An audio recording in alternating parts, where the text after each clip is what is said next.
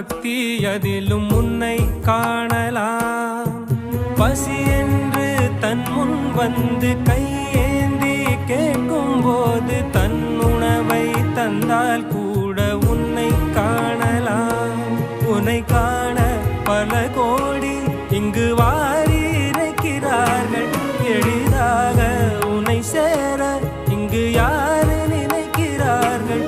அலங்காரம் அதில் நீ இல்லை, அகங்கார மனதில் இல்லை. துளி கள்ளம் கபடம் கலந்திடாத அன்பில் இருக்கிறாய். உணர்ந்தேன் உனையே உனையே மறந்தேன்.